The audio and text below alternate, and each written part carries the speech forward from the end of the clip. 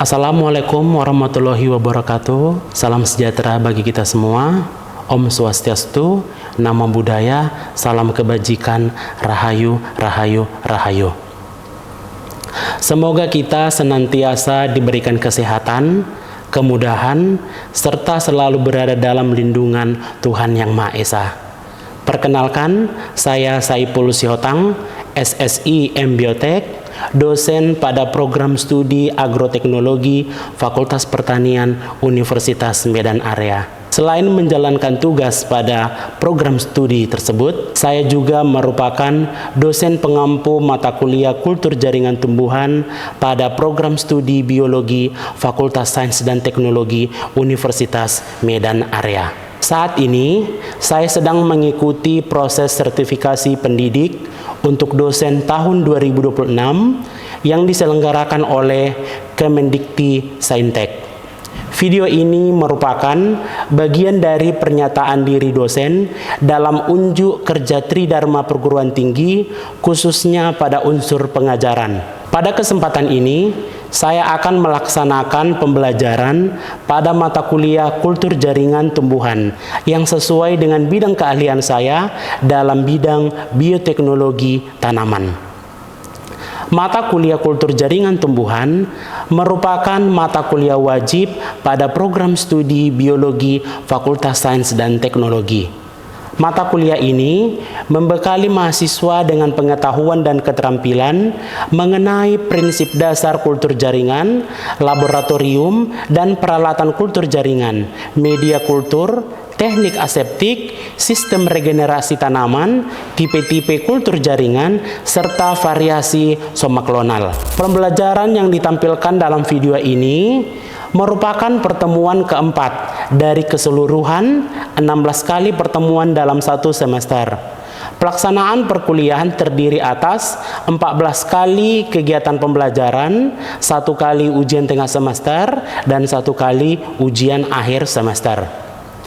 Materi yang dipelajari pada pertemuan keempat ini adalah penerapan teknik aseptik dan sterilisasi eksplan pada kultur jaringan tumbuhan. Materi ini sangat penting karena keberhasilan kultur jaringan tumbuhan sangat dipengaruhi oleh kemampuan dalam mempertahankan kondisi aseptik, melakukan sterilisasi eksplan secara tepat, dan mencegah terjadinya kontaminasi selama proses kultur.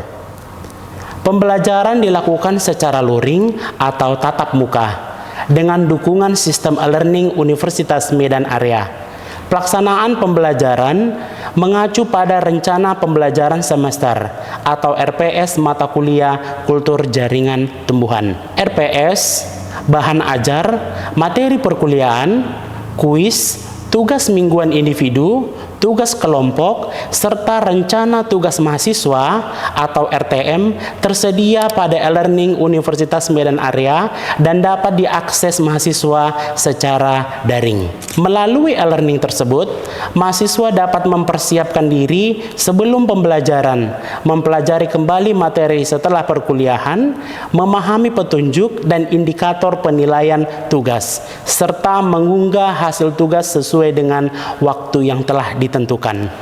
Capaian pembelajaran mata kuliah Kultur Jaringan Tumbuhan diarahkan agar mahasiswa mampu menjelaskan konsep dasar kultur jaringan, mendeskripsikan tipe-tipe kultur jaringan tumbuhan, serta membedakan jenis eksplan dan media kultur. Pada pertemuan keempat ini, kemampuan akhir atau sub CPMK yang diharapkan adalah mahasiswa mampu menjelaskan prinsip teknik aseptik, mengidentifikasi sumber kontaminasi, serta menganalisis dan menentukan prosedur sterilisasi eksplan sesuai dengan karakteristik bahan tanaman. Setelah mengikuti pembelajaran ini, mahasiswa diharapkan mencapai kompetensi pengetahuan, keterampilan, dan sikap. Pada aspek pengetahuan, mahasiswa mampu membedakan teknik aseptik dan sterilisasi, mengenali sumber kontaminasi, serta menjelaskan tahapan sterilisasi eksplan. Pada aspek keterampilan, mahasiswa mampu menentukan jenis dan konsentrasi sterilan, lama perendaman, prosedur sterilisasi, serta menganalisis keberhasilan kultur jaringan tumbuhan. Pada aspek sikap, mahasiswa menunjukkan disiplin, teliti, bertanggung jawab, mampu bekerja sama, serta mematuhi prosedur keselamatan dan kebersihan laboratorium. Ketercapaian pembelajaran dinilai melalui pemahaman konsep, analisis masalah, penerapan prosedur kerja, dan sikap profesional. Materi, metode, tugas, aktivitas, serta penilaian disusun selaras dengan RPS dan RTM pada mata kuliah Kultur Jaringan Tumbuhan. Proses pembelajaran mata kuliah Kultur Jaringan Tumbuhan dirancang berdasarkan 3 komponen utama, yaitu delivery, interaction, and assessment. Pada komponen delivery, materi teknik aseptik dan sterilisasi eksplan disampaikan secara runtut melalui ceramah interaktif, presentasi, demonstrasi, contoh kultur sehat dan terkontaminasi, serta pengenalan alat dan bahan laboratorium. Pembelajaran diawali dengan pertanyaan pematik tentang penyebab kontaminasi. Kemudian dilanjutkan dengan pembahasan prinsip teknik aseptik, sterilisasi, faktor keberhasilan, dan tahapan sterilisasi eksplan. Pada komponen interaction, mahasiswa terlibat melalui tanya jawab, diskusi kasus, demonstrasi, dan presentasi kelompok. Mahasiswa diminta mengidentifikasi sumber kontaminasi, menganalisis penyebab kerusakan eksplan, serta menentukan prosedur sterilisasi yang tepat. Dosen memberikan klarifikasi, penguatan konsep, dan umpan balik terhadap hasil diskusi. Pada komponen assessment, penilaian dilakukan secara berkelanjutan melalui kuis, tugas mingguan individu, tugas kelompok, penilaian sikap, penilaian keterampilan, UTS, dan UAS.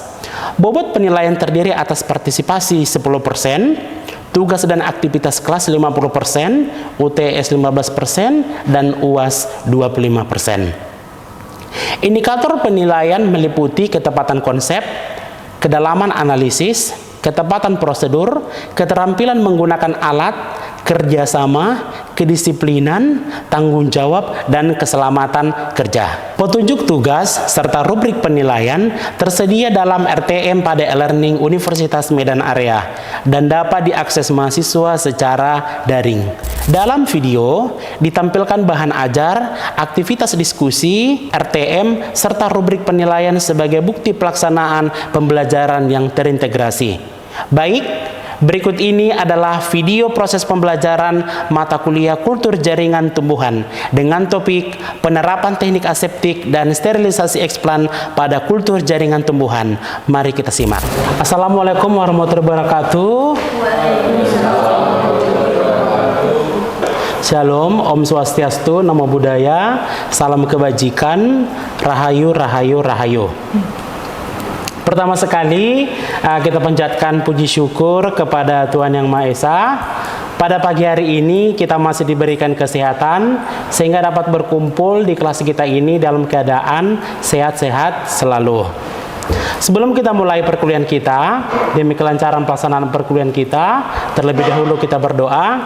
Mari kita berdoa menurut agama dan kepercayaan kita masing-masing. Berdoa dimulai.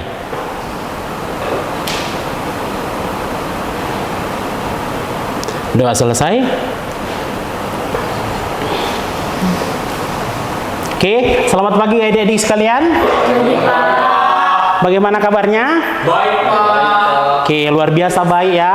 Begitu juga dengan Bapak ya, baik-baik. Oke, pada kesempatan ini Bapak akan menjelaskan materi kita di pertemuan yang keempat itu terkait penerapan teknik aseptik dan sterilisasi eksplan pada kultur jaringan tanaman. Sebelum kita lanjutkan, Bapak ingin bertanya nih. Nah, di pertemuan minggu lalu, ada yang masih ingat materi kita? Oke, siapa? Dian, silakan Dek. Izinnya Pak, jadi pertemuan kita kemarin itu ada tentang teknik perbanyakan tanaman secara modern dengan memanfaatkan bagian tanaman dan dikultur pada media yang terukur. Oke, selain dari Dian, ada lagi yang lain? Ibu menambahkan. Oke, silakan Lintang. Seperti yang sudah Bapak sampaikan di pertemuan sebelumnya, kultur jaringan juga merupakan teknik pembanyakan tanaman memanfaatkan bagian organ-organ yang muda, Pak, dan yang masih aktif-aktifnya. Oke, makasih untuk Dian dan Lintang. Jadi adik-adik sekalian sudah paham ya bahwasanya teknik perbanyakan tanaman itu secara kultur jaringan yaitu memanfaatkan organ tanaman, bagian dari tanaman yang muda yang aktif-aktif membelah atau istilah totipotensi sel pada media yang terukur, lingkungan yang aseptik dan kondisi yang steril. Oke. Nah, adapun capaian pembelajaran kita pada pertemuan keempat ini, kita harapkan setelah mengikuti pembelajaran ini mahasiswa itu mampu yang pertama menjelaskan konsep teknik aseptik dalam kultur jaringan tanaman, dan yang kedua itu menjelaskan tujuan dan prinsip sterilisasi eksplan. Yang ketiga itu mengidentifikasi sumber-sumber kontaminasi pada kultur in vitro. Yang keempat menjelaskan tahapan sterilisasi eksplan secara sistematis, dan yang terakhir menganalisis pentingnya penerapan teknik aseptik terhadap keberhasilan kultur jaringan tanaman. Oke, masuk kita di konsep dasar. Seperti di pertemuan sebelumnya sudah Bapak singgung bahwasanya kultur jaringan itu atau in vitro itu merupakan teknik perbanyakan tanaman secara modern dengan memanfaatkan eksplan, organ-organ yang muda bagian dari tanaman berupa akar, batang, daun, tunas, bahkan biji. Oke, pada media yang terukur, lingkungan yang terkontrol dan kondisi aseptik. Seperti itu. Karena konsep aseptik ini merupakan salah satu dasar yang sangat penting mendukung keberhasilan kultur jaringan. Adapun prinsip utama, yang pertama itu adalah totipotensi sel. Kemampuan sel untuk membentuk individu baru atau tanaman baru yang 100% identik dengan induknya. Yang kedua itu media nutrisi yang sesuai. Jadi berbagai jenis tanaman berbeda juga sumber medianya. Dan yang ketiga itu kondisi steril. Nah, diharapkan tanaman kita itu bebas terhadap penyakit. Jadi kondisi steril ini mampu mencegah kontaminasi. Dan yang terakhir itu digunakan untuk perbanyakan tanaman, konservasi plasmanupta, tanaman langka, dan produksi bibit bebas penyakit. Kunci utama keberhasilan kultur jaringan ini adalah kombinasi antara media yang tepat, kondisi lingkungan yang terkontrol, dan penerapan teknik konsep aseptik yang konsisten. Sampai di sini ada yang mau bertanya? Oke, kalau tidak yang bertanya, Bapak mau bertanya, kira-kira menurut adik-adik sekalian, apa ciri-ciri kultur yang mengalami kontaminasi? Ayo, ada yang mau menjawab? Jadi menjawab. Oke, silakan Lintang. Jadi untuk ciri-ciri kultur yang terkontaminasi biasanya terdapat jamur ataupun bakteri, Pak. Selanjutnya itu mengalami perubahan pada media, seperti warnanya itu keruh, Pak. Oke, sangat tepat sekali ya. Jadi di awal itu ada media di dalam botol yang nantinya akan kita kulturkan tanaman itu. Itu warnanya bening. Jadi kalau dia ada sudah keruh, ada dia muncul berwarna, itu berarti si media kita itu sudah terkena kontaminasi. Nah, kontaminasinya itu berupa apa? Ada dia bakteri, ada dia jamur atau cendawan, dan lain-lain.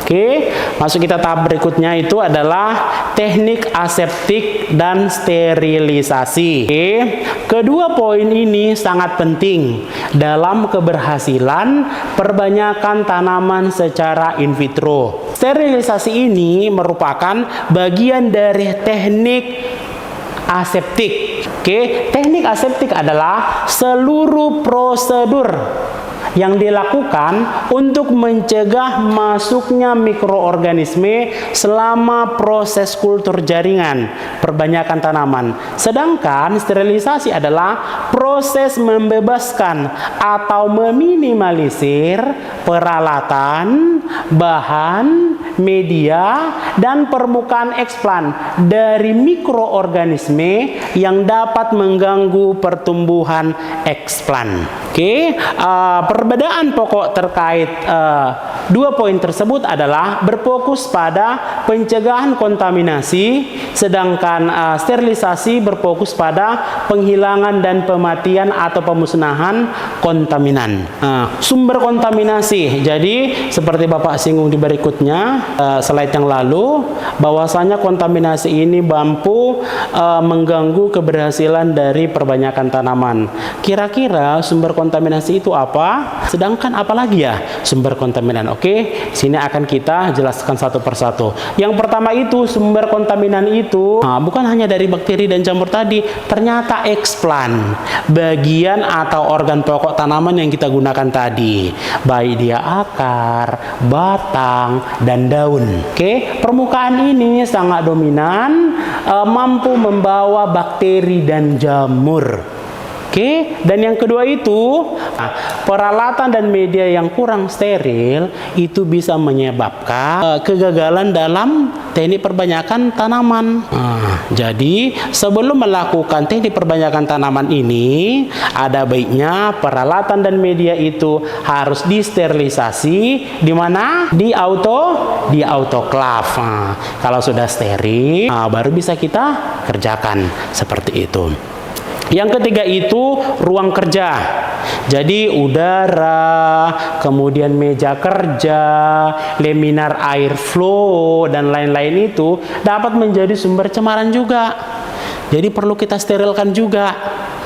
Jadi kita harus mengikuti SOP-SOP yang ada di lab. Karena teknik perbanyakan kultur jaringan ini, dia itu sangat sensitif terhadap lingkungan seperti itu. Dan yang keempat itu ada operator. Kita sendiri. Kita juga bisa sebagai penyebab kegagalannya. Yang pertama itu adalah tangan kita. Jadi ada SOP-nya, nanti disemprot dengan alkohol dulu. Selanjutnya baru boleh masuk ke dalam laminar air flow. Kemudian yang berambut panjang nanti bisa diikat pakai penutup kepala, pakai jas lab. Pokoknya semua SOP yang ada di lab itu harus diikuti. Dan yang terakhir itu adalah lingkungan lab. Jadi harus sering-sering juga dibersihkan labnya. Jangan nanti selesai bekerja itu nggak dibersihkan lagi labnya, ya udah diselesaikan gitu. Tidak boleh seperti itu. Jadi harus dibersihkan, harus dilap meja-mejanya. Kemudian bila perlu 1 bulan sekali itu ruangan itu harus disterilkan. Oke, bisa pakai formalin, bisa pakai UV dan lain-lain. Oke, berikut merupakan tahapan sterilisasi eksplan. Ini merupakan sangat vital ya.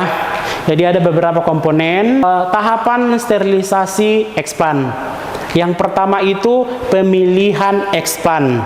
Seperti kita singgung sebelumnya, eksplan itu harus berasal dari bagian pokok tanaman yang masih muda, yang memiliki totipotensi sel, berarti aktif-aktifnya membelah. Oke, kita ambil dari bagian pucuk, kita ambil dari bagian tunas. Di situ terdapat meristem. Meristem itu yang aktif-aktifnya membelah. Seperti itu. Memilih jaringan yang mudah, sehat, dan bebas gejala penyakit.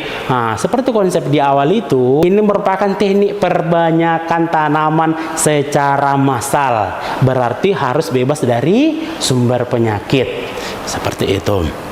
Yang kedua itu pencucian awal. Oke, di sini merupakan membersihkan bagian tanaman tadi dengan air yang mengalir. untuk menghilangkan kotoran. Kotoran itu dia penyebab kontaminasi. Dan yang ketiga itu pembersihan permukaan eksplan. Apa tujuannya? Untuk mengurangi kontaminan yang menempel pada permukaan ekspan. Oke. Dan yang keempat itu ada sterilisasi permukaan. Ini menggunakan larutan atau bahan tambahan sterilan.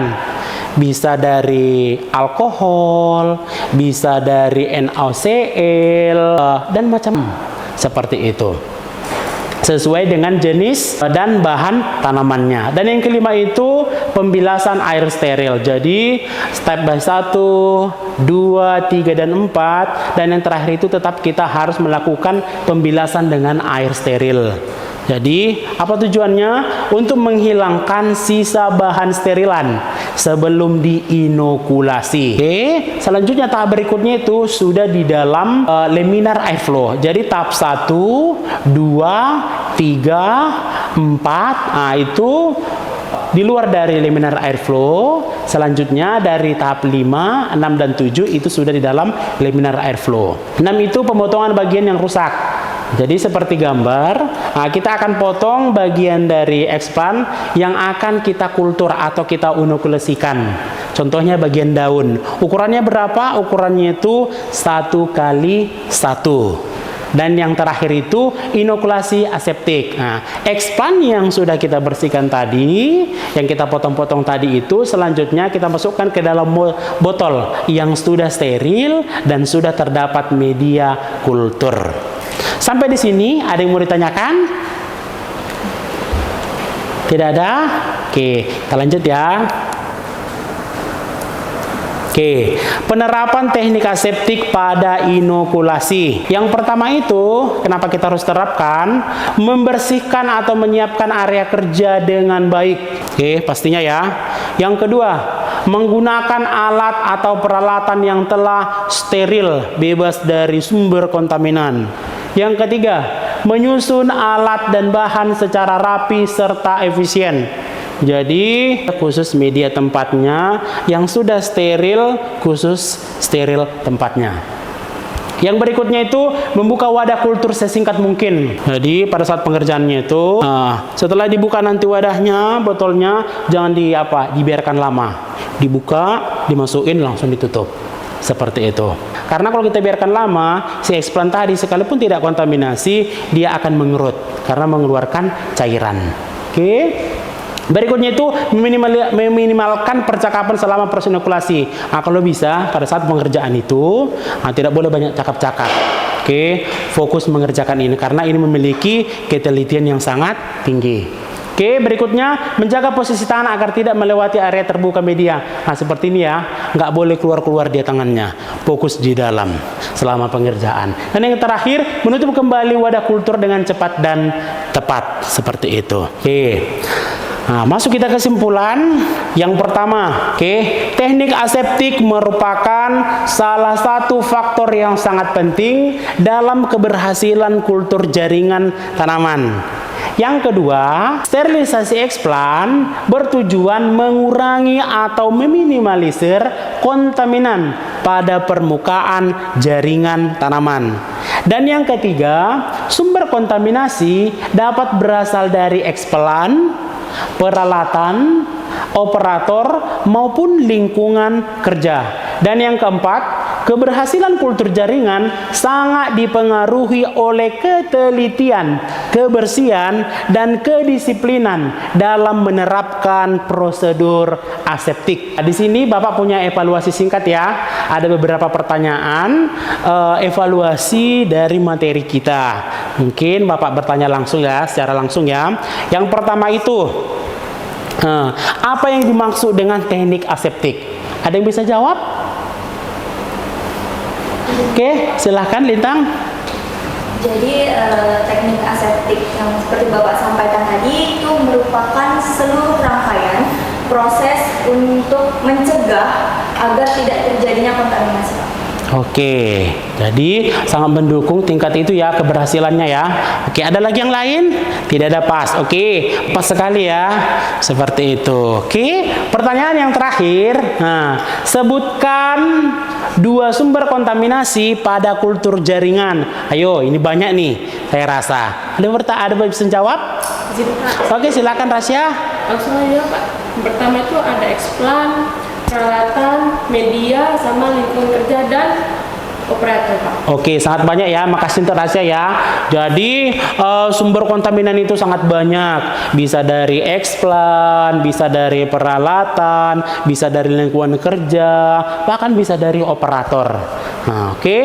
Bapak rasa cukup sekian. Ada yang mau bertanya lagi sebelum kita sudahi? Ada yang mau bertanya? Oke, silakan Dek. Izin bertanya, saya pernah melihat di dalam botol kultur jaringan terdapat media warna kuning dengan tanaman pisang barangan. Itu kira-kira kenapa ya?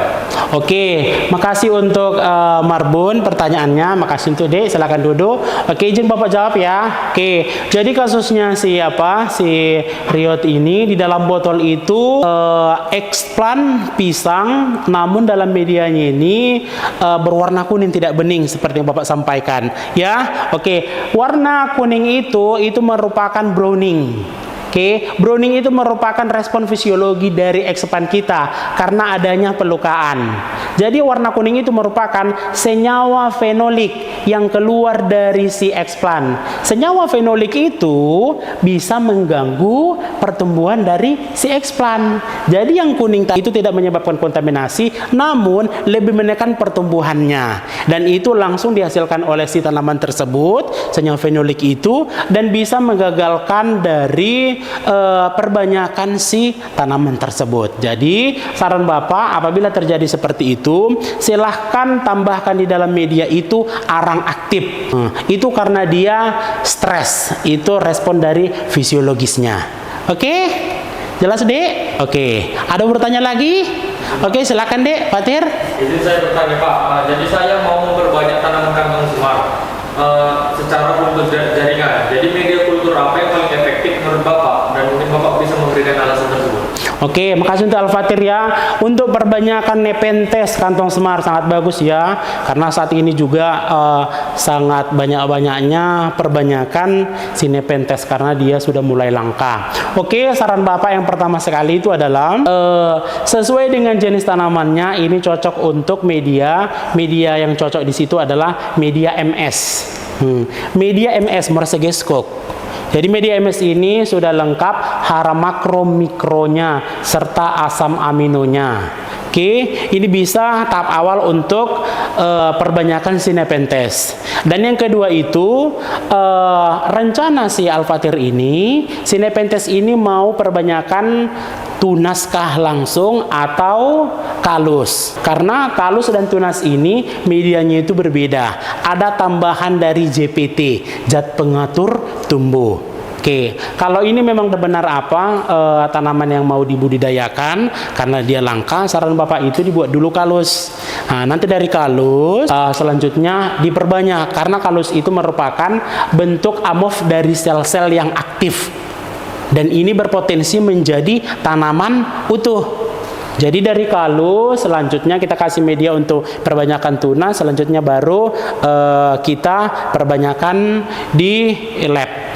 Baru nanti dia aklimatisasi. Saran Bapak pertama sekali kalus, kamu buat jangan langsung ke tunas. Nah, kalus dan tunas ini serta perakaran ini dan aklimatisasi medianya berbeda-beda. Oke, kalau dia kalus itu kita tambahkan JPT kelompok dari sitokinin, bisa dari BAP, BA itu yang tinggi.